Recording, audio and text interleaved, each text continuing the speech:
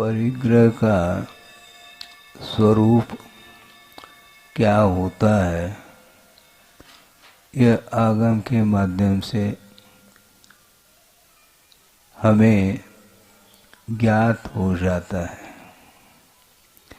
वस्तुतः परिग्रह कितने प्रकार का है यह अपन बाद में समझ लें, किंतु परिग्रह का जो स्वरूप है उसको समझने की आवश्यकता है। परिग्रह का अर्थ आत्मगत ऐसा परिणाम होता है जो कि पर वस्तु के प्रति जो आसक्ति का भाव है उसका नाम परिग्रह का। आसक्ति कहो, तृष्णा कहो, आशा कहो, ये सब एक ही अर्थ को लिए हुए शब्द हैं। और आसक्ति को ही मूर्छा बोलते हैं। एक तो मूर्छा लौकिक क्षेत्र में किसी को मूर्छा आ जाती है, अनकॉन्शियस हो जाता है, वह अलग वस्तु। वह किसी रोग के कारण चक्कर आदि आ जाते हैं तो उस समय वह मूर्छित हो जाता है, वह प्रसंग नहीं। किंतु पर वस्तु के प्रति जो ग्रहण करने का एक ऐसा एक विशिष्ट परिणाम है, एक सामान्य रूप से वस्तु को ग्रहण करना अलग होता है, किंतु आसक्ति के साथ ग्रहण करने का नाम मूर्छा है। क्योंकि जब श्रमण लोग भी ध्यान से निवृत्त होते हैं तो प्रवृत्ति करते हैं, तो प्रवृत्ति करते समय पर वस्तुओं का भी ग्रहण करना होता है। जैसे शास्त्र को ग्रहण करते हैं, जिसको ज्ञानोपकरण बोलते हैं आप लोग। शास्त्र का ग्रहण करना, रखना, उपकरणों का ग्रहण करना, रखना, ये समिति पूर्वक उस श्रवण के द्वारा यह प्रवृत्ति की जाती है। उसमें भी ग्रहण का भाव है, किंतु वह साधन के रूप में ग्रहण करना अलग वस्तु, किंतु विषय की दृष्टि से ग्रहण करने का जो भाव है उसका नाम परिग्रह का है। बहुत परिणामों में अंतर है, ये दृष्टि का अंतर है। ग्रहण आप भी कर रहे हैं और हम भी कर रहे हैं, और ज्ञान के माध्यम से ही वस्तु ग्रहित होती है। ज्ञान नहीं है तो ग्रहण करने का भाव नहीं आता। जैसे एक प्रकार से आप सड़क पर चल रहे हैं, एक कागज का टुकड़ा पड़ा हुआ है, आप ग्रहण करते हैं क्या? क्यों? ये कागज है, किंतु हरा हरा नोट, हाँ वो भी कागज है, हाँ वह भी कागज है, दोनों में कोई अंतर नहीं। एक कागज का टुकड़ा है, कोई इसकी उपयोगिता नहीं है। वह उड़ता उड़ता आया है, वह सड़क पर गिर गया है। उस कागज से आपको कोई प्रयोजन नहीं, देखना तक आपको अनदेखा करके चले जाते हैं। किंतु गौर से जो आप देखते हैं वह निश्चित रूप से वह विषय की दृष्टि से ही देखने में आता है। 1000 रुपये का, 100 रुपये का नोट यदि मान लो चौफात पर देखने में आ जाए, फिर कमर झुके बिना नहीं रहता। तो इसको बोलते हैं ग्रहण। जो होता है वह ज्ञान के द्वारा वस्तु ग्रहित हो रही है, किंतु यदि वह विषय नहीं है तो आगे बढ़ जाता है, और यदि वह अपनी काम की चीज है तो वह दूसरा उठा न ले, उसके पहले जल्दी जल्दी उठाने का भाव आता है। इसी को बोलते मूर्छा।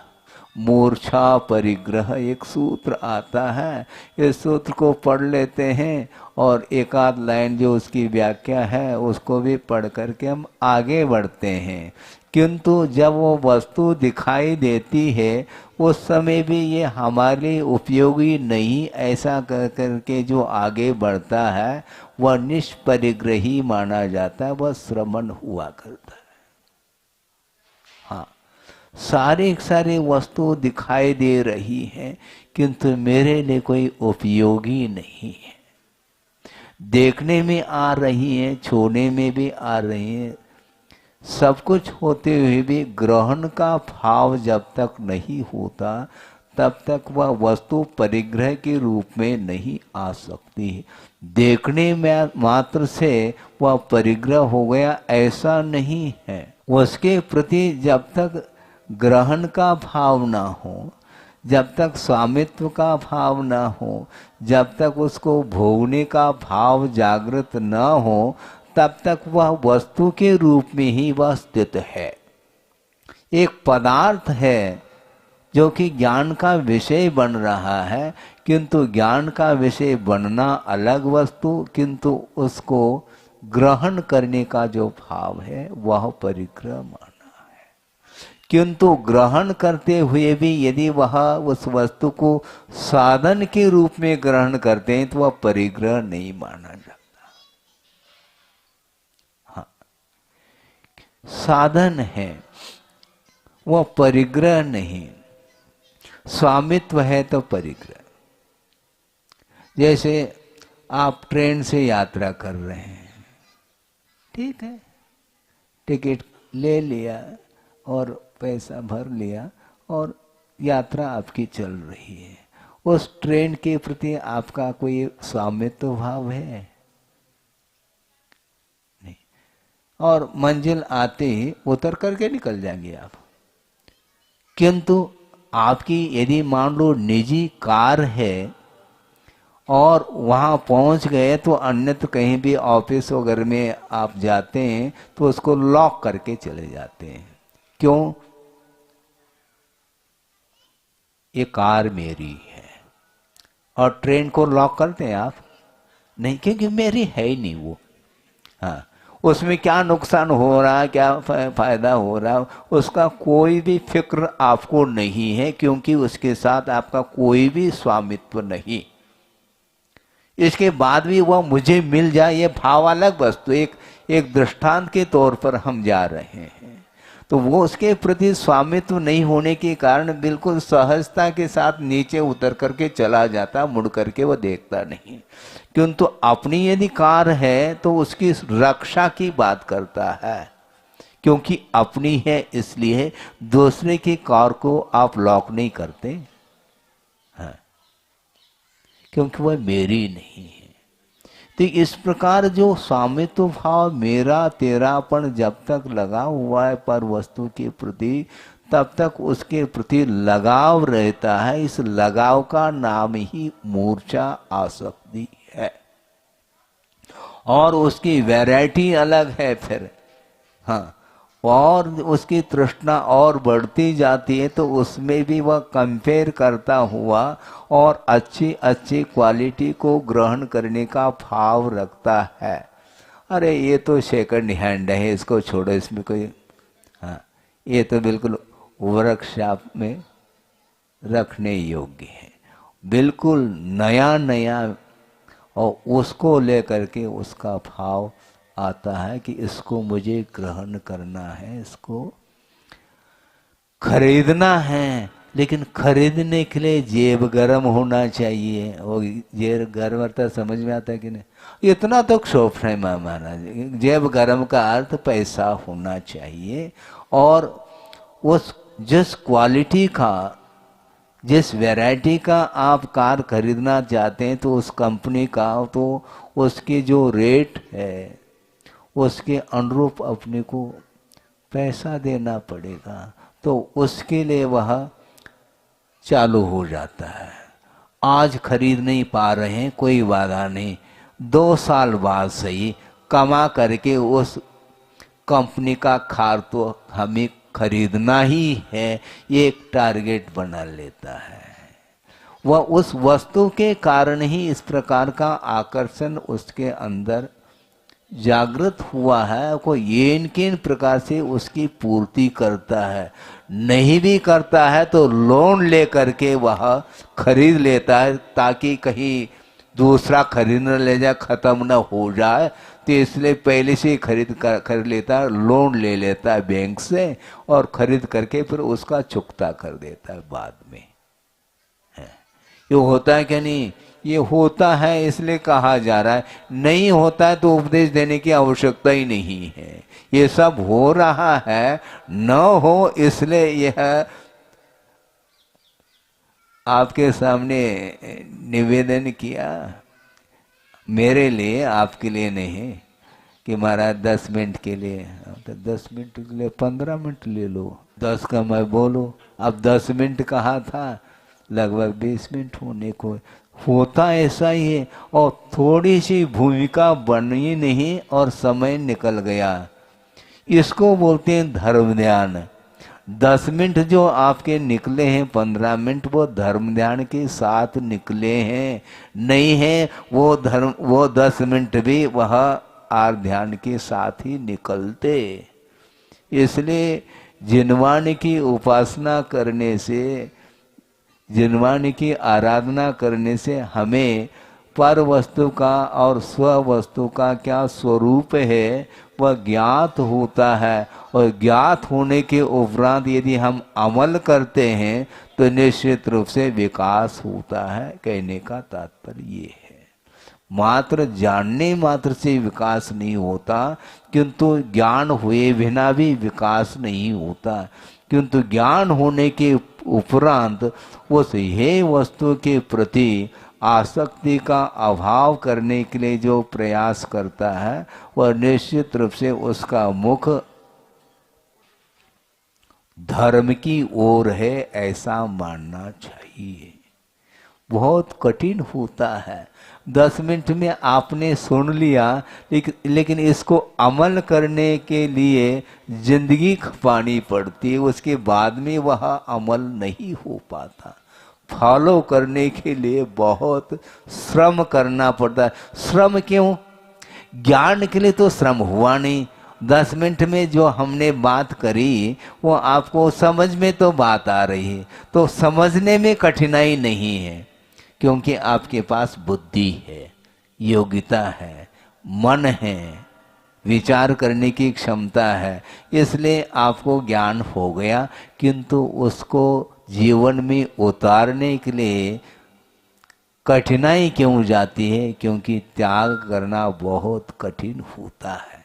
ग्रहण करने के लिए तो संसारी प्राणी अनंत काल से ग्रहण करता ही आया है, उसका कोई अंत नहीं है।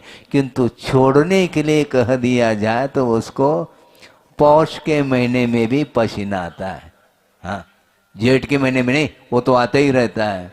हाँ, पौष के महीने में कड़ाके की ठंड पड़ रही है और त्याग की बात करो महाराज, हम विचार कर लेते हैं। सुनने के लिए तो ये घंटा सुनने के लिए हम बैठे हैं महाराज। हाँ, क्योंकि सुनने में कोई त्याग की बात ही नहीं, छोड़ने की बात, किंतु छोड़ने की ही चर्चा की जा रही है। ध्यान रखो, परिग्रह का स्वरूप बता दिया। परिग्रह के माध्यम से ही संसारी प्राणी का निरंतर पतन हो रहा है।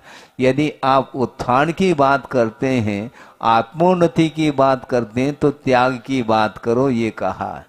किसको छोड़े महाराज?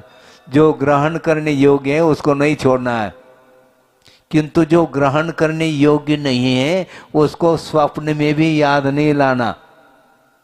हाँ, तब आप धर्म कर पाओगे, अन्यथा संभव नहीं। क्योंकि जो छोड़ने योग्य क्या है? छोड़ने योग्य तो केवल 3 वस्तु हैं, राग, द्वेष और मोह। इसके अलावा और कुछ छोड़ना नहीं। महाराज मोक्ष मार्ग में इतना ही करना, इतना ही करना हुआ, इतना ही नहीं हुआ, बाकी सब हुआ है।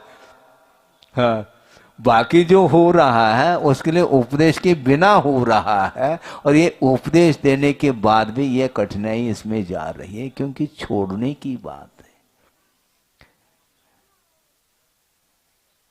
जिसके प्रति रुचि है उसको समाप्त करना कठिन है। और विषयों के प्रति रुचि अनादिकाल से बनी हुई है, इसलिए उसको छोड़ने के लिए उसको कष्ट का अनुभव हो रहा है। हाँ, होता है ऐसा, क्योंकि यह संस्कार है। इन संस्कारों को धीरे धीरे धीरे सही, हाँ, कीड़े के चाल से चलो अथवा कछुए के चाल से चलो, किंतु दिशा यदि आपकी सही है तो मंजिल निश्चित रूप से आप प्राप्त कर लेंगे। मंजिल आपके पास नहीं आने वाला है, ये ध्यान रखना। 25 किलोमीटर चलना है और चलते चलते गए, अभी कितना है महाराज, आ ही गया। अरे वो कैसा आ रहा है, हम जा रहे हैं कि वो आ रहा है? वो नहीं आ रहा है, वो 1 इंच नहीं खिसक रहा है। वो महाराज कहाँ आ गया, आ रहा है। कहाँ से आ रहा है वो? कार से आ रहा है क्या? गांव कहाँ से आ रहा? आ नहीं रहा, वहीं पर है, हमें जाना है। इसलिए मंजिल आपके पास नहीं आने वाला है, आपको मंजिल के पास जाना है।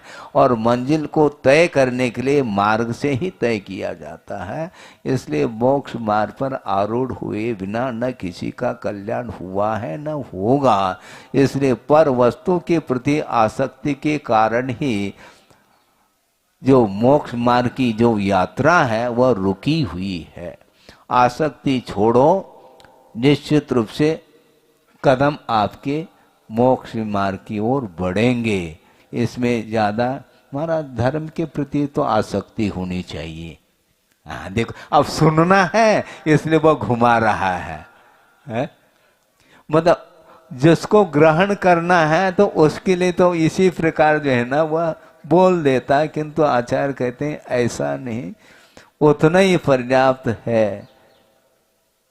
बहुत एक सूत्र भी पर्याप्त है। अभी सूत्र की चर्चा चल रही थी ऊपर, एक सूत्र में अनंत अर्थ गर्भित होता है, उसी में से सारा सारा अर्थ खुलता चला जाता है। एक अगरबत्ती जानते हैं आप? हाँ, जलाते हैं, उस सुगंधित होता है। अगरबत्ती इतनी सी है और उसमें से जो धूम्र निकल रहा है वो पूरे वातावरण को सुगंधित कर रहा है। उसी प्रकार एक सूत्र पर्याप्त है। हाँ, वह सुगंधी फैलेगी, 3 लोक में फैल सकती है, फैलती है, लेकिन सूंघने वाला कौन है? हाँ, हम नाक बंद कर रहे हैं क्योंकि हमारे लिए इष्ट नहीं है। संसारी प्राणी को धर्म इष्ट नहीं रहा, अभी तक अधर्म ही इष्ट रहा है।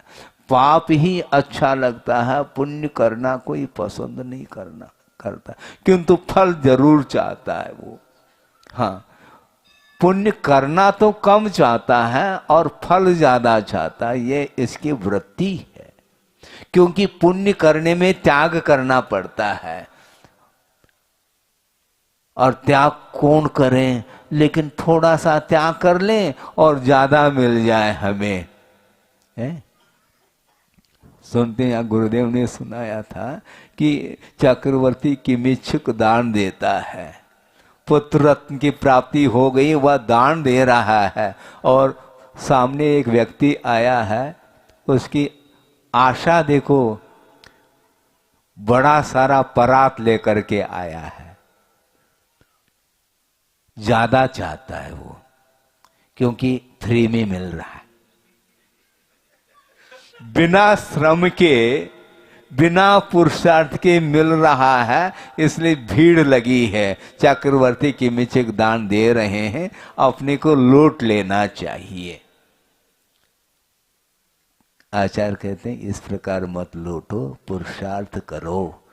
3-4 प्रकार के पुरुषार्थ बताए हैं, इसलिए अर्थ पुरुषार्थ करो, नीति न्याय के अनुरूप पुरुषार्थ करके वित्त का अर्जन करो, और उसी में से धार्मिक क्षेत्र में उसका सदुपयोग करेंगे तो और साथ से पुण्य का अर्जन होगा, जिसके माध्यम से आप आगे जा करके आपकी आत्मोन्नति के लिए कारण हो सकता है। इसलिए पुण्यार्जन करने की कला आपके अंदर आनी चाहिए, और पुण्यार्जन करने की कला जनवाणी पढ़ने से और उसके अनुरूप चलने से ही वह कला आने वाली है। और बहुत सारे 72 कलाएं, उन कलाओं से हमें कोई प्रयोजन नहीं, क्योंकि वो लौकिक क्षेत्र में वह कलाएं काम में आती हैं। किंतु मोक्ष मार्ग में जो कला है वह पुण्यार्जन, साथ से पुण्यार्जन, पुण्यान बंदी पुण्य को अर्जित करने की जो कला है वह धार्मिक क्षेत्र में अथवा धर्म के आराधना करने से ही वह पुण्य अर्जित हो सकता है। इसलिए साथ से पुण्य का आप लोग अर्जन करें और अत्यल्प काल में आपकी भी आत्मा की उन्नति हो सके। इस पवित्र भावना के साथ अहिंसा परमो धर्म की जय। बोधि समाधि परिणाम शुद्धि स्वात्मोपलब्धि शिव शोक सिद्धि चिंतामणिम चिंतित वस्तुदाने त्वामंद मानस्य ममास्तु दे। परम पूजाचार्य गुरुवर श्री विद्यासागर जी मुनि महाराज।